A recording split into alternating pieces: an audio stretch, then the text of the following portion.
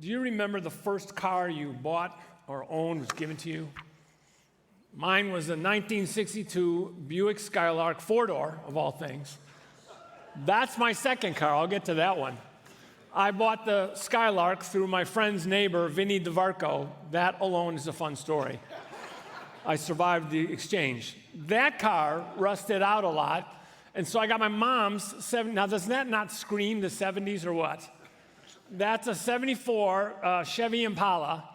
My mom's car, she had it, and it rusted like crazy. But that car looks more like the color that my car ended up being, that 70s green that it was. Well, it was rusting out so bad. In fact, if you go back in Consumer Reports and you look at what they do for how cars work with their mechanical body integrity, there was something with General Motors paint that year where it just messed up the cars. So the paint was peeling off of it, and I thought, you know what? I want to strip the car, and with my friend Larry, we'll strip it down, we'll sand it, we'll get rid of the rust, and we'll paint it. And so I hadn't been married, Susan and I hadn't been married for maybe a couple years, and my father-in-law just said in his quiet voice, I wouldn't do it. I wouldn't do it. It won't be worth your time, it won't be worth your money. So he laid that in my lap, and I pushed it aside. Nah, Larry and I could do it. Well, of course Larry wanted to do it. It was my car, not his. So I took that Impala an hour north of where Susan and I were living to Larry's house, parked it in his garage, and we began the chore of stripping it down and taking off the trim, and we took off the windshield trim and cracked the windshield. Well, now I messed up. So go to the junkyard, get a windshield, because we got to replace the windshield, put it in the yard. Well, it's kind of that concave thing, fried the grass in the yard at my best friend Larry's house. So now I'm out money and time, and I've ticked off my best friend's parents. And that car was there so long that I finally said to Larry, forget it, let's just finish painting it. Well, you know, it's in his garage, it's a Chicago summer, it's humid, the paint job was awful. And everything my father-in-law said was true. I was a living example of what Proverbs 19:2 says. Enthusiasm without knowledge is no good. I was a living example. If you look up Proverbs 19:2, you'll probably see a picture of that car next to Proverbs 19:2. I was excited. I couldn't wait to get started. But it didn't take long for my lack of experience and my lack of thorough planning to come through. I didn't realize how much more it would cost me than I thought initially. And Susan and I were both working 2 different jobs. She was a nurse, different shifts. We were down to 1 car. That drove us crazy. That car was a 70 VW Bug. That's a whole nother story. And so all my enthusiasm in the world would not do well without thorough planning and even just someone around with the wisdom and knowledge and experience to walk me through. But I had it. I'd had the wisdom given to me, and I set it aside. Zeal without wisdom just doesn't cut it, which is why I think there's wonderful synergy between generations. I know I benefit from the energy of the younger generation, and I believe they benefit from some of the experiences like that I've had. Because if my son-in-law were to say to me, what do you think? I would repeat the words of my father-in-law. Though wisdom was given to me on a platter by him, I put it aside and went my own way. And in a few months, it became clear that it took more money and more time than I thought, and the end result was horrible. I wish I could find the old pictures of it. You would laugh more at the pictures of the paint job than what that car looks like now. I needed wisdom then, and I need it today. The same is true for all of us, which is why we're going to focus on wisdom, primarily through the book of Proverbs this whole month. Proverbs really is just a compilation of wise sayings that were primarily written by King Solomon, who ruled in Israel from 971 to 931 BC. He is known to have written over 3,000 proverbs and sayings and over 1,000 songs. What I think is amazing is how relevant those proverbs are today, about 3,000 years later, with cars and technology. Now, it wasn't unusual then to find other compilations of wise sayings in maybe neighboring countries. For example, the Egyptians and the Assyrians had their own collections, and there were actually some similarities across both of them, and that would be because God's wisdom is available to anybody. But there was a difference, and there is a difference with the book of Proverbs, because Proverbs says that wisdom has a source, and that source is the one true God. Not a variety of gods or goddesses or certain special human beings. The source is God himself. Solomon says that very early on in the first chapter and repeats it often. The phrase, the fear of the Lord, is what you'll see throughout the book. He says in 1:7, the fear of the Lord is the foundation of true knowledge. Now, this isn't the kind of fear you and I think of when we stand before a roller coaster for the first time, or a haunted house at Halloween, or where we're shaking in our boots, or we're cowering in a corner. This fear more aptly describes proper respect and reverence and honor and awe. Simply put, it is trusting that God is the one that is always wise, always knows best, and is always trustworthy. So, always wise God, that's who I put my trust in, because that's where the foundation of true knowledge is. It's why Proverbs 3, 5, and 6 resonates with me, and I would imagine many of you, whatever version you maybe have memorized it if you grew up in the church setting. Trust in the Lord with all your heart. Remember? Because he's always wise. He always knows best. And lean not on your own understanding. In all your ways submit to him, and he will make your paths straight. Throughout the book of Proverbs, we'll see the author use a literary style where we won't find that in a history book, certainly in a language book. That history style uses one contrast after another. And in those contrasts, the author shows the difference between people who have this posture of trust and fear in the Lord, who make wise choices, and those who don't, who make foolish choices. As we read, it will be good for us to remember then that a proverb itself can be described in these ways. First, it's a wise, practical saying that can guide one's life. Real simple. Secondly, a proverb is often short and easy to remember. And they can be memorized and brought to mind, which was good. Remember, back then, people didn't have books like we have. It was a great way to take in something wise and recall it when we needed it. You and I know all kinds of phrases that we can call to mind. I'll start them, you finish them. If you don't know where you are going, Lewis Carroll, any road will get you there. We've heard that one. How about this one? Walter Scott. Oh, what a tangled web we weave when first we practice to deceive. How many parents told your parents told you that one? Thomas Edison said, genius is 1% inspiration and 99% perspiration.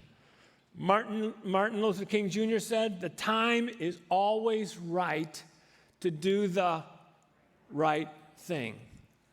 Now, our family had our own proverbs, our source. They were from Nana. I'll call them Na-verbs. There's Nana. Looks like a happy soul, doesn't she? She is 100% Armenian. She raised 5 daughters, and the one with the lighter skin is the daughter-in-law. My mother is the one in the center with the largest hairdo. She stuffed stuff in there, I don't know. But Nana would give her Na-verbs every time the grandkids came, every time we visited her. It doesn't matter when or what. We usually went to her house for lunch every other Sunday, sometimes more often, obviously the holidays. And I'd said last year a couple of these. She would say these to us before we left. Things like, don't dirty your shoes.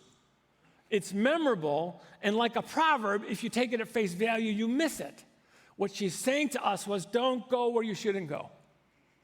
So the other thing she would say is, don't hang around.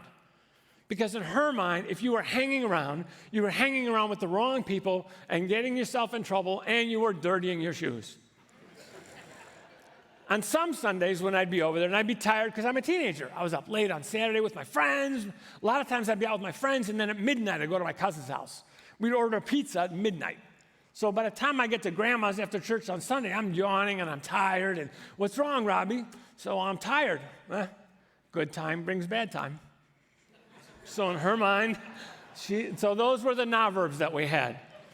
By making those short and memorable, I still remember them to this day. They can be recited and recalled when needed. So a proverb is a wise, practical saying. It's often short and memorable. And third, it also uses comparisons and contrasts. Most often, the way they use comparison, he uses comparison and contrasts are like this one. The wise inherit honor, but fools are put to shame. And it goes, that back and forth style of writing is the most common one we see. On other occasions, the proverb will repeat itself using similar wording to add emphasis, such as this. You simple people, use good judgment. You foolish people, show some understanding. Though there's a difference in the Proverbs' mind when the author speaks of the simpleton and the fool, they're both being called to use good judgment and wisdom. And so as you read the book of Proverbs, which is unlike a novel, a history book, you will see comparisons and contrasts throughout. And lastly, the fourth thing I want to highlight about a proverb and the book of Proverbs is this. The Proverbs are generally true. They're generally true. For example, we might say the phrase, many hands make light work. That's almost always true. For example, like next Sunday afternoon, when we flip the building for Grace Kids Camp. And if we had many hands, hint, hint, not so subtle, we get it done faster. And it is great when we see everybody work together and one person doesn't get burned out because many hands make light work. That's generally true, except there's another one that's true in different circumstances. We say too many cooks spoil the broth or whatever. Don't mess with the cook or the cook's recipe. So while many hands make light work is generally true, in a different setting, it's not so much true. And we say this because, for example, we read Proverbs 22:6. Proverbs 22:6 is generally true. It's not a promise that's unbreakable. Direct your children onto the right path, and when they are older, they will not leave it. Generally, when children are raised in a loving home, with healthy disciplines and wise choices, they grow into mature adults who do the same. Raised to know and love Jesus, they grow to know and love Jesus. But it's not a money-back guarantee. Eventually, they have the freedom, as they become adults, to make their own decisions, and sometimes they aren't wise ones. That's the heartache we parents and grandparents face. But there is a promise we can cling to. This one I love and will never forget. For the Lord is good, promise. His love endures forever. That's a statement of his character. His faithfulness continues through all generations. We could take that to the bank. Year in and year out, God is faithful no matter what happens to us. We may see things in our world today and say, our world is so messed up, there is no chance for our kids, especially if they walk away from church. But I can go back to that promise and say, it may be different today than it was when I was a kid. It may be harder than I think it needs to be for the next generation, and there's no chance for them. But no, God is faithful, and his faithfulness continues through all generations. That psalm reflects the character of God, which doesn't change, and I can cling to it. And I can tell you story after over 40 years in youth ministry, where parents would lament and wrestle with God, and I get it, and just wonder, and years later, they would find life change in their child. I've seen the same thing even in my own family. when I was about 8 years old, my brother and I would often spend time at my grandma's house. That was Nana. We'd spend time on my dad's side in grandma's house. And there was grandma and grandpa. And my dad was the youngest, so they were much older, but they still could take care of us. So it was grandma and grandpa. That was my Uncle Archie. He was single, Art. And then there were my two developmentally disabled aunts, Shirley and Muriel, about a 2 and a 13-year-old developmental capacity. Now, every Sunday morning, if we spent the weekend and the weather was nice, we would walk with Grandma to church. But Archie never went. And Grandpa was too old to walk and whatever. But Grandma would say to me, I'm like 8 years old, please pray that your Uncle Archie would give his life to Jesus. She'd ask me all the time, maybe you should ask him to go to, it just was so on her heart. Grandma and Grandpa loved Jesus to their last breath, but he would never go. And the years went by, and though he was a man who provided for his family, never came to Christ before Grandma passed. Grandma passed away, and sometime down the road, I'm at a golf benefit that was very expensive, and Uncle Art paid for me to go, and my cousins were there, so my uncles were there. And I was thanking my Uncle Art. I said, Uncle Art, thank you so much. There's no way I could have been able to afford to do this and be with you all. And he grabbed my arm and he said, no, thank you. I'm going to get all choked up. I didn't think this. Because you did what God wanted you to do. You met Roger in college because you followed what God wanted you to do. And by coincidence, I met Roger's brother, Paul, at the place I normally went to lunch, and Paul led me to Jesus. No, thank you. For God is faithful through all generations. Grandma didn't see it. She prayed it to the end. And Archie stayed single until Grandma, Grandpa, and his sisters passed away and got married for the first time at 76 years old. What do you bring to a wedding shower for that? But I know this, if I understand what the scriptures say. He had given his life to Jesus. He's now in heaven next to Grandma, next to Grandpa, and how many others? The Lord is faithful through all generations. And once again, I come back to the Proverbs in 3, 5, and 6. Trust in the Lord with all your heart and lean not in your own understanding. In all your ways, submit to him, and he will make your paths straight. As we study the book of Proverbs, we'll see it's not like reading a novel, like I said, a history book, or even a letter. And we won't get far before we see Solomon actually framing this in a conversation like from a father to a son or his children. For example, in chapter 1, verse 8, he says this, my child, listen when your father corrects you. He'll use similar phrases like that further on in the first 9 chapters of the book until really it just breaks out into one line after another, one proverb after another. He says, for example, in chapter 2, my child, listen and treasure my commands. My child, never forget the things that I taught you. My son, pay attention to wisdom. We can envision a heart-to-heart talk between a parent and a child.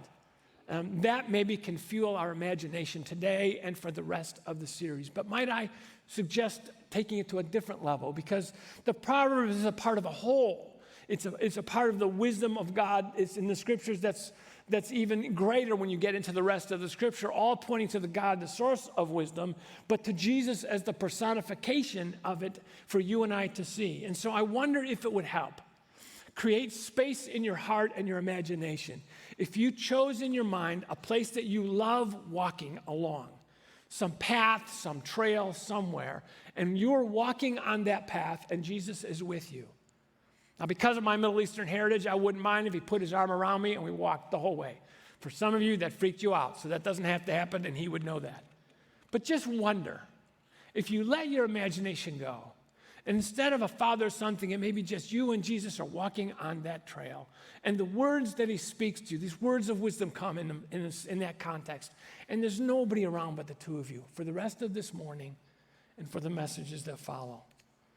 With this all as our backdrop, I'm going to read my paraphrased version of the first few verses of Proverbs in chapter 1.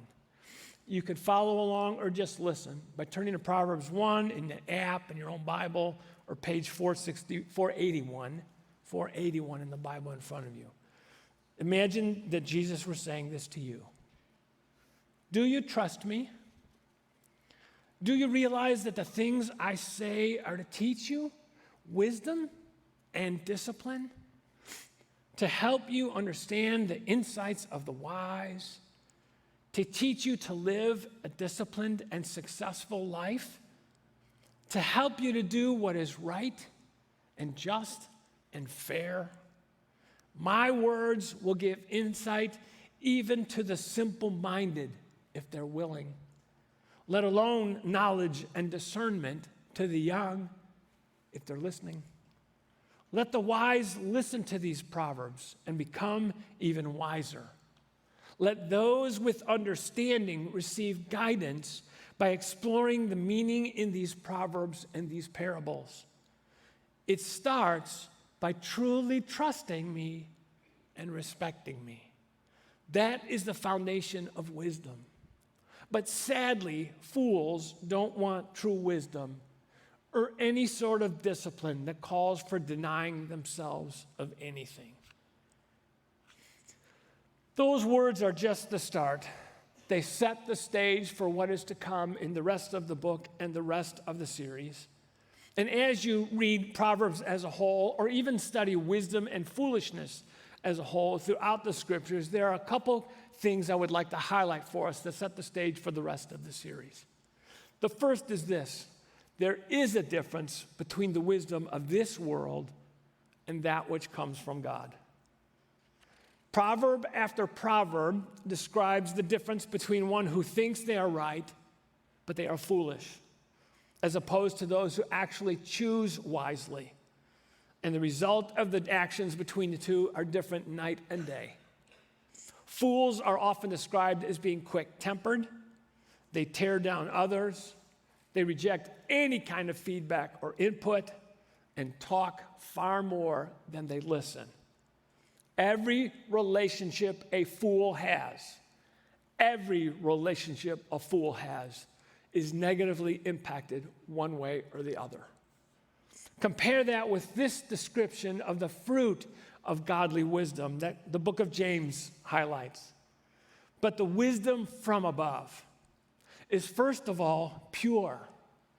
It is also peace-loving, gentle at all times, and willing to yield to others. It is full of mercy and the fruit of good deeds. It shows no favoritism and is always sincere. You could rewrite that passage from James in the opposite and say this is the way a fool would live. No peace, there's division, there's strife, etc., etc. We live in a world of foolishness, often parading itself as wisdom. It was the same in Solomon's day. And it's nothing new. In fact, about 2,000 years ago, Paul wrote this: "Stop deceiving yourselves. If you think you are wise by this world's standards, you need to become a fool to become truly wise. For the wisdom of the world is foolishness to God." As Pastor Warren Wiersbe said some time ago, we live in an information age, but we actually aren't living in the age of wisdom. There is a difference between the wisdom of this world, that which comes from God, and that which comes from God, which is why we so desperately need his wisdom to discern the difference and live in this world. And thankfully, the second point is that wisdom is available. Godly wisdom is available to you and to me. And once again, we turn to the words that James wrote. If you need wisdom, ask our generous God, and he will give it to you. He will not rebuke you for asking. God isn't stingy with wisdom. It's there for the asking and worth doing all it takes to get it. That posture of doing everything it takes to pursue wisdom comes out in the way Solomon actually personifies wisdom in a portion of the Proverbs. He says this as he has this conversation with his son or his children: "Don't turn your backs on wisdom, for he personifies wisdom, will protect you. Love her, and she, wisdom, will guard you. Embrace her, and she will honor you. She calls out to those who listen. He paints a picture. She's on the road calling out. She's at the city gates. She's at the crossroads, calling out to all who will listen. I love that imagery. Everywhere we turn, wisdom calls out to those who have a listening ear. And that's the key leading us to the third piece. The most significant difference between a fool and one who is wise is listening, is being teachable. Solomon said it this way in chapter 12, verse 15. Fools think their own way is right, but the wise listen to others. Fools hate to be corrected, and that's our human bent. Wise, godly people receive correction. Fools react when they're instructed. People who are wise are attentive to instruction. It all begins when we trust the source of wisdom, because it's coming from the heart of God, and keeping our ear and our heart tuned to his heart to hear wisdom. Being attentive to his direction in our lives is the bottom line throughout the series, because wisdom will play out in our relationships. Our relationship with God next week. Our relationship with ourselves. Are we seeing ourselves in a wise manner or in a foolish manner? That has an impact. And then thirdly, in all of our relationships. Are we making wise choices in our relationships, or are we making foolish choices? The primary focus of the series is pretty much inward.